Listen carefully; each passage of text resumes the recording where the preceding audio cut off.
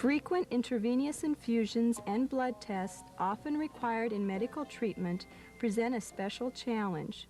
Narrow, fragile veins, or veins used many times for infusion of tissue-irritating drugs, may require several sticks before the procedure is finished. An alternative to using veins in the arms and hands is a permanently implanted catheter. A catheter provides ready access to a vein through a tube in the chest. However, it requires daily heparin injections and frequent dressing changes. Another device which provides permanent access to a blood vessel is an implanted port. Hi, I'm Melanie Kenney. I'm a pediatric central line nurse at the University of Iowa Hospitals and Clinics. Implantable ports are becoming an important part of therapy for cancer and other conditions. I'd like to show you how they are used. There are several brands of ports. This is an Infusiport. Each port has a septum of firm silicone covering a chamber or hollow space attached to a soft plastic catheter. The port is placed by a surgeon just beneath the skin in the upper part of the chest. The catheter portion of the port is threaded into a large vein and stitched in place.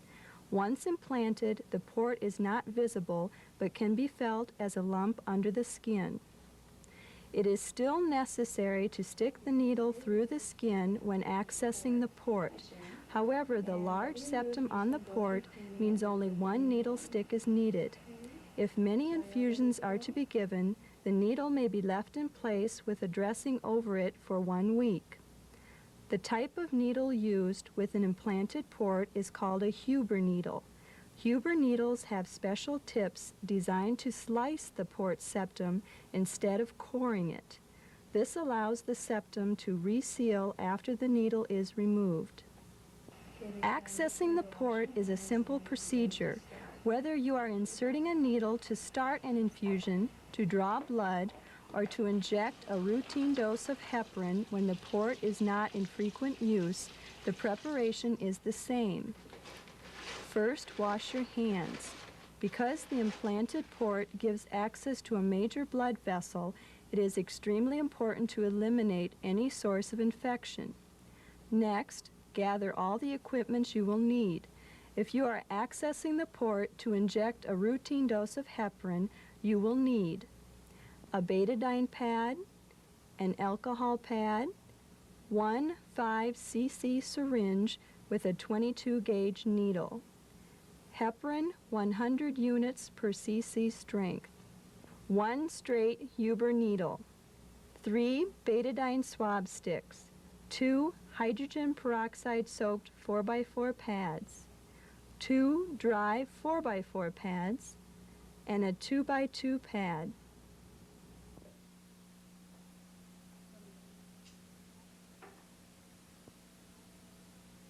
Wipe the top of the heparin bottle with the betadine pad for 1 minute. Then let it dry for 1 minute. Remove the excess betadine with an alcohol pad.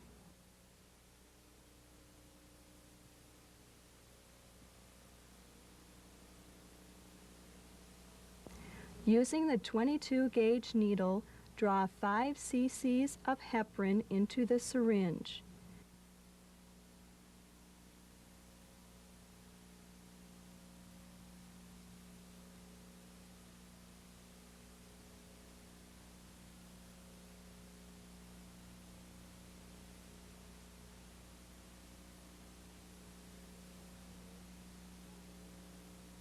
Remove the needle, attach the Huber needle, being careful to keep the tips sterile, and set them aside. Find the position of the port under the skin. To cleanse the area, use the betadine swab sticks. Starting at the center of the port, wipe with a circular motion. Slowly increase the size of the circle to about 3 inches in diameter. Repeat this procedure with the remaining 2 swab sticks, starting at the center of the circle each time. This process should take about 3 minutes. Wipe the betadine off the skin with the hydrogen peroxide soaked 4x4s, then dry the skin with the dry 4x4s. Locate the port septum by placing the thumb and forefinger of your non-dominant hand, the left hand if you are right-handed, on the outer edges of the port. The septum is in the center of these edges. With your other hand, hold the heparin-filled syringe and attached Huber needle perpendicular to the skin. Push the needle firmly through the skin and the septum until you feel the back of the port. Because the septum is thick, it will take some force to get the needle through it. You will know you are through the septum and at the back of the port when the needle meets hard, immobile resistance. Check to make sure the port's catheter is open by drawing back on the syringe to get a blood return. Then slowly inject the heparin. If you feel resistance when injecting, or swelling, or pain, the needle is not completely through the septum. Adjust the needle and try again. To keep the septum in good condition, avoid rocking or rotating an inserted needle. Never use force or haste when injecting solutions into an implanted port. It may rupture the catheter. Syringes should not be larger than 10 cc's. Once the heparin has been injected, pull the needle straight out of the port and lightly press a 2x2 pad to the area if any blood appears. To access an implanted port to inject heparin, wash your hands and gather the necessary equipment. Draw the heparin into the syringe, then change needles. Cleanse the skin around the port using 3 betadine swab sticks, hydrogen peroxide, and a dry pad. Locate the port center and insert the needle. Check for blood return, then inject the heparin. Remove the needle and gently press the site if any blood appears. If access to the port is needed for several days, to give IV infusions or to draw a series of blood samples, a slightly different procedure is used. After washing your hands, gather the necessary equipment. In addition to the supplies needed to cleanse the skin, you will need a bent Huber needle, a T-port tubing with a clamp, a 5 cc syringe containing 5 cc's of normal saline, a 5 cc syringe containing 5 cc's of 100 units per cc heparin, a Lurlock cap, hypoallergenic tape, a skin prep pad, betadine ointment, a sterile cotton-tipped applicator, 2x2 pads, and an occlusive dressing. Once the supplies are gathered, attach the bent Huber needle to the T-port tubing.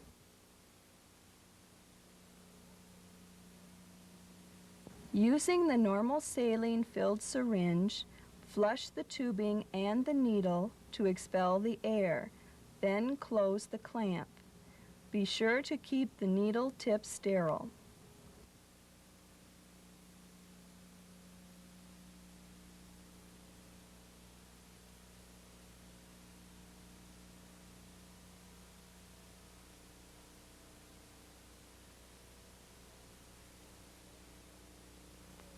Cleanse the skin over the implanted port with the betadine swabs and hydrogen peroxide as was demonstrated before. Insert the needle through the skin and the septum. It may be helpful to place your index finger at the bend of the needle to push the needle through the septum. Draw back on the syringe to check for a blood return, Then inject the 5 cc's of normal saline and close the clamp. If an IV infusion is to be started immediately, attach the fluid-filled IV setup to the T-port tubing. Open the clamp, start the infusion, and tape the connection. If the implanted port is to be prepared for later use, open the clamp, inject 5 cc's of heparin, then reclamp the tubing. Screw a Lurlock cap over the end of the tubing and tape the connection. Whether you are starting an IV or capping the T-port tube for later use, the needle insertion site should be carefully dressed to avoid injury or infection. Hold the tubing steady as you wipe the surrounding skin with a skin prep pad. Apply some betadine ointment to the needle insertion site with a cotton-tipped applicator. Position 2x2 pads under the bend in the needle to support it, then cover the needle hub with another 2x2.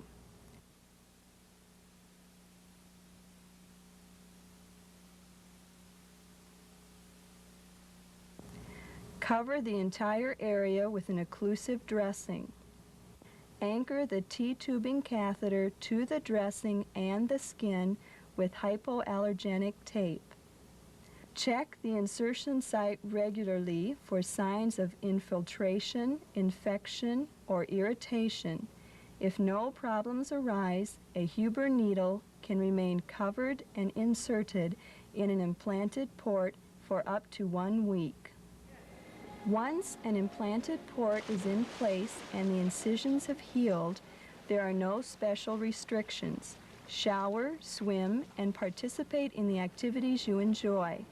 Any type of clothing may be worn over the port, and when it's time for medical treatment or tests, a single needle stick into the port will minimize discomfort. An implanted port can be a real help in undergoing medical therapy.